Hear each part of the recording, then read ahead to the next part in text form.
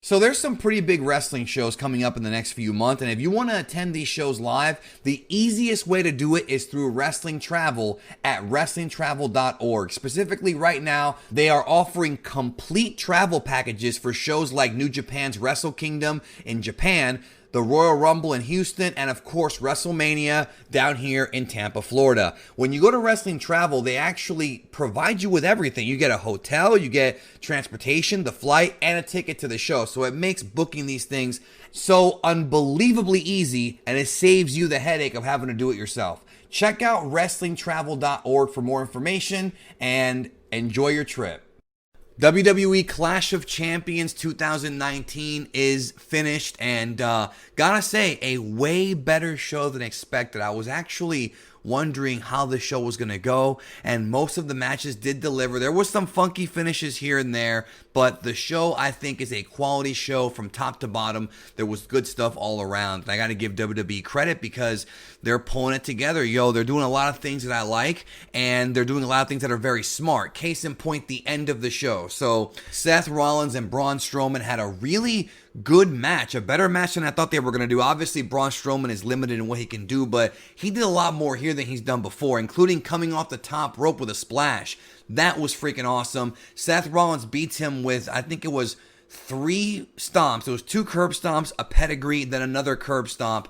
And they made Braun look good because he kicked out of the first curb stomp with a 1 count.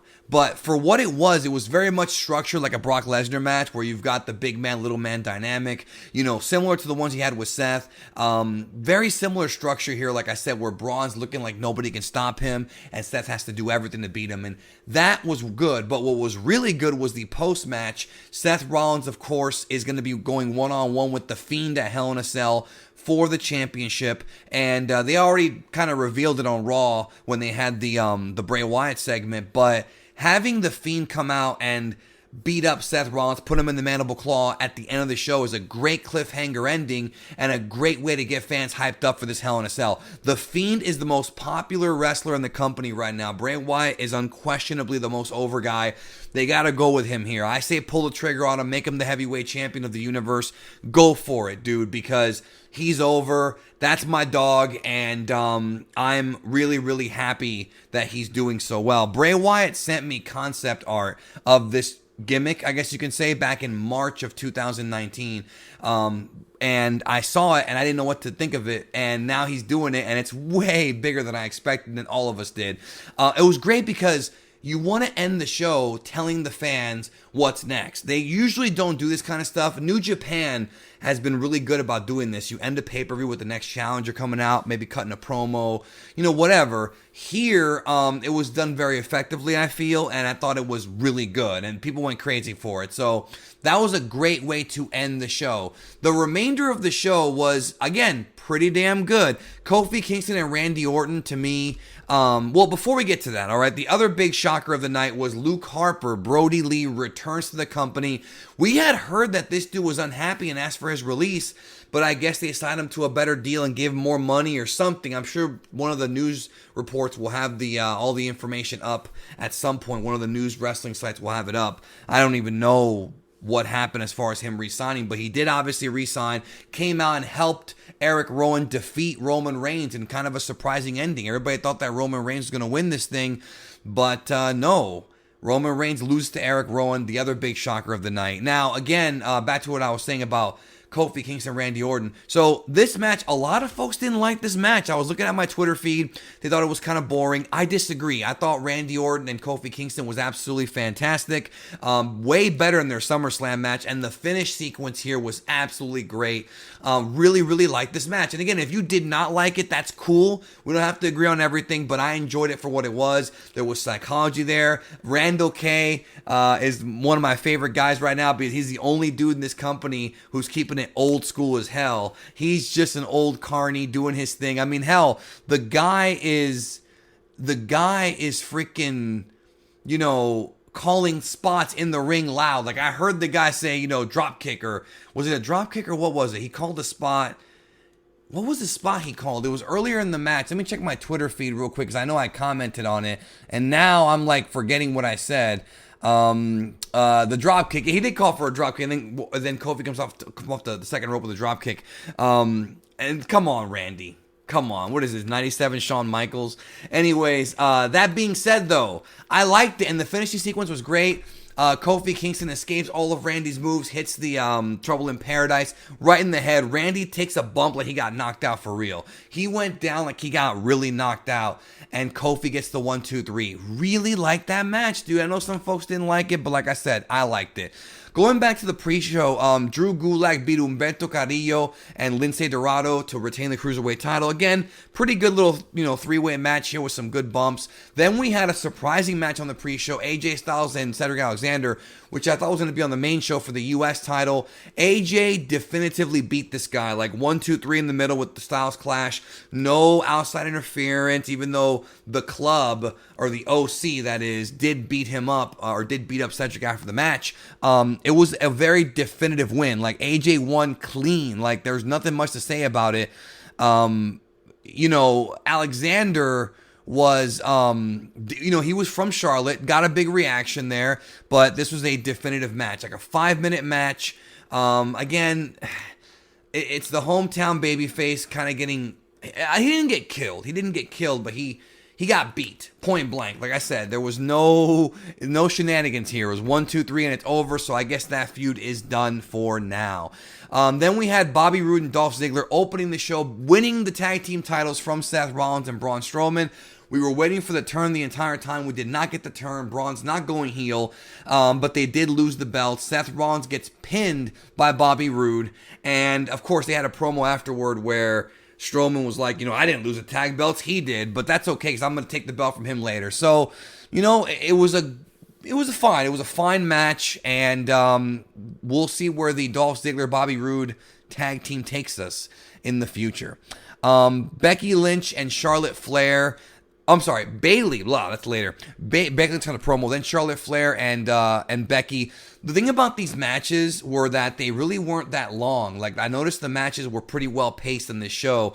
They did not overdo it with super long matches. The show only ran about 3 hours and 35 minutes around there. So it wasn't like a 4.5-hour show where we're all tired by the end, which is good. I mean, they should keep these pay-per-views to being 3.5 hours. Don't go too far in.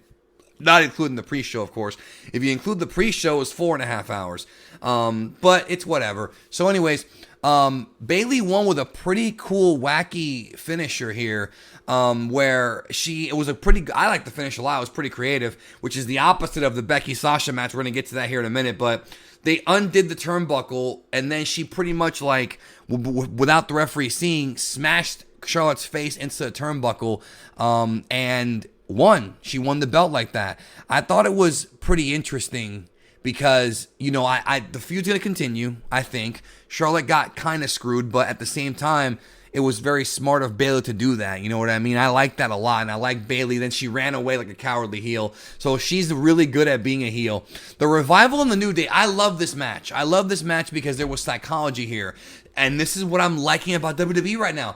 They have to get their wrestling game up, and the Revival are like the old school brain busters type tag team against the wacky New Day. They played up the fact that Randy Orton had injured Xavier Woods on SmackDown, injured his leg, and so what happened was the Revival worked over the leg and wound up winning with a submission to the leg. So that was absolutely fantastic. That's the right way to do it. You don't always have to use your finisher to win. You can always just work over a body part, and I loved it so much. They are now the SmackDown Tag Team Champions. So another set of guys who don't even want to be in the company right now, or they didn't earlier this year, and now they're getting all kinds of love, all kinds of clout, as people say.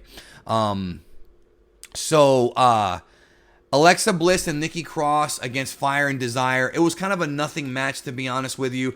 I really like Nicki Cross a lot. She's becoming one of my favorites on television. I like that she's not totally crazy, but she's a little crazy, and she might go crazy when Alexa eventually turns on her. We're just all waiting for that to happen. It's going to happen eventually, right?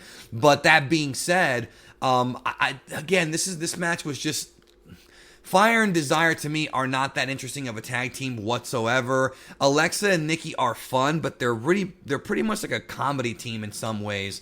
A gimmick team. You can't really take them seriously, which is fine because you've got the other singles women's titles that are taken way more seriously. So that being said, It was whatever. It's not even worth seeing, to be honest with you. Nakamura and The Miz, a little bit better than I expected. Sami Zayn came out and cut a promo on The Undertaker after what happened on SmackDown. Then we have the match. Not the best match, not worth really watching, if you ask me. But I did like the good false finishes. I did like the Nakamura beat him 1, 2, 3 and retain the Intercontinental title. I liked it. I didn't love it. And I loved how there was one thing I did love. Early in the match, Sami Zayn's got the mic and he's talking trash as the match is going on. He's like doing his own commentary, and they finally cut his mic. But it was really, really funny how he was pretty much cheerleading Nakamura to beat The Miz. So I'm guessing The Miz and Zayn's going to be a feud. I'm guessing next. I don't know. Or maybe it already was a feud. I don't know. There's some Raws that just, I forget what happens. There's too much stuff. It was a 3-hour show. Maybe it is. Becky and Sasha, did not like the finish. It's one of those things where, like, they couldn't come up with a finish to keep the feud going. Obviously, this feud is going to continue into Hell in a Cell. We're probably going to see the women's Hell in a Cell match again come back with Sasha and Becky Lynch. But for what it was, there was some good stuff here, some really nice reversals. They worked hard, but the finish was kind of dumb, if you ask me. Basically, Becky Lynch hit the referee with a chair, then they went out and they fought into the crowd. Then basically got back in the ring and she whacked the hell out of Sasha, but the referee, disqualified Becky, and that's essentially what happened. I did not like the finish. It was one of those, we can't come up with anything better, so we got to do this. That's essentially what it is. She did get revenge on Sasha, but obviously this story is not done. The fans crapped all over the finish, said let him fight. This has to continue into the next show. And then we have, like I said, the Kofi match, which I already talked about, and the main event. So overall, it was a solid show. It was a solid show with a good ending. Again, not a blow-away wrestling show by any means, but there was a lot of good wrestling, a lot of focus on athleticism. Even Eric Rowan and Roman Reigns worked hard. Like, they really did work hard, those guys did. And, Roman Reigns is definitely over getting cheers, but I'm really happy WWE did not just rush to put the belt back on him when he came back. They could have easily done this and just given him the belt, and they did not do it. They're letting Seth have his run, possibly giving the belt to the Fiend, which they have to do. I think they have to do it. I think it's the Fiend's time. It's Bray Wyatt's time, brother. But that being said, Roman Reigns, not getting the belt right away, having them kind of slow build to him getting it. I mean, it could be the Roman Reigns and it could be, we don't know for sure, Roman Reigns against the Fiend at WrestleMania. I mean, we don't know, but it could be a possibility. But I like the fact that he's not getting the belt right away. They should definitely not. He doesn't need the championship. And this storyline he has going on now with Rowan and Harper, I guess they're going to reveal that Harper was the guy, or he helped, or whatever. Possible Daniel Bryan face turn, even though I still think that he's the mastermind behind all of this. Remember, they were in the Wyatt family together for 2 weeks in 2014, but nobody remembers that. Well, I'm sure some of us do, and because it was so weird. Anyways, that's it. Thumbs up show. Definitely watch it. I think you'll have a good time. I really enjoyed it. I wasn't expecting to, but I did. Thanks for watching, and I'll talk to y'all in the next one. Have a great day.